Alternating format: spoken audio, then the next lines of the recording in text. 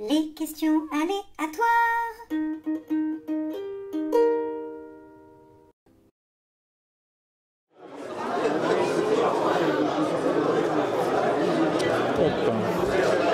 Quel est le sujet qui te met en colère très fort? Oh, il y en a plein, la liste ça va être longue. Hein. Spontanément, le sujet qui me met en colère très fort, c'est la bêtise. La bêtise permanente, c'est l'obligation de faire con quand on pourrait faire tellement plus simple entre les gens, etc. Ça me met vraiment en colère très très fort. Là, spontanément, c'est quand même la connerie. Quoi.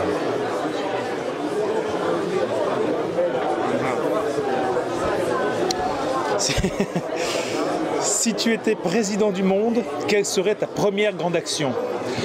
Eh bien, peut-être nommer Gérard Lenormand Premier ministre. Au hasard. Bien. Pardon.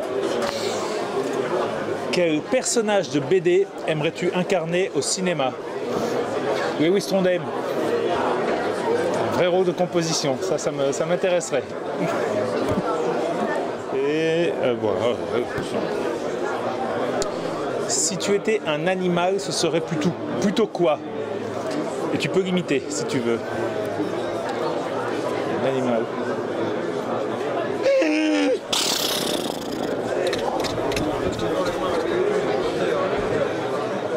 Bon. Si tu pouvais voyager dans le temps, quelle époque choisirais-tu? Ah ouais, mais ça c'est une vraie question intéressante. Si je pouvais voyager dans le temps, je crois que ça serait certainement pas très rigolo comme période, mais j'ai une fascination pour la romantique.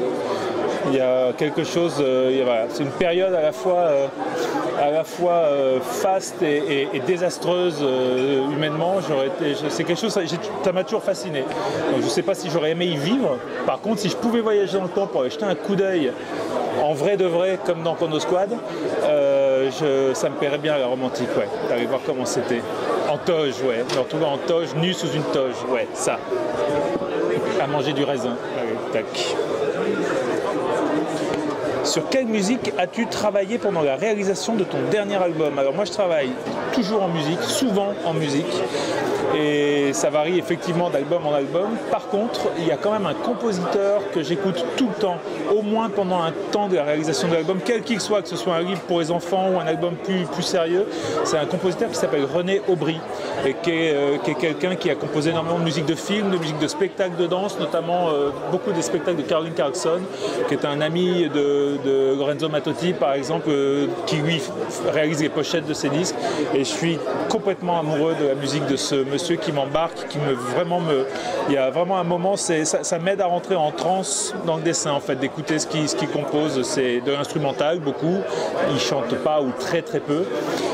Et voilà, les dernières fois, depuis une dizaine d'années, j'ai vraiment eu le sentiment de rentrer à l'intérieur de ce que j'étais en train de faire et d'oublier vraiment tout ce qu'il y avait autour, c'était en l'écoutant. Ouais. Donc il y a toujours un moment où il arrive dans mon album. Et qu'est-ce que tu ramènes de tes voyages?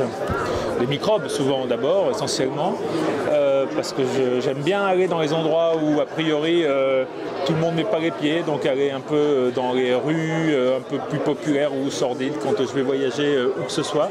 Et après, je ramène toujours, pardon, ça va être d'une évidence et d'une bêtise, mais des carnets de dessin, mais pas que, parce qu'il y a des tas de voyages que j'ai fait pour lesquels je n'ai pas dessiné un trait, mais que j'ai écrit beaucoup.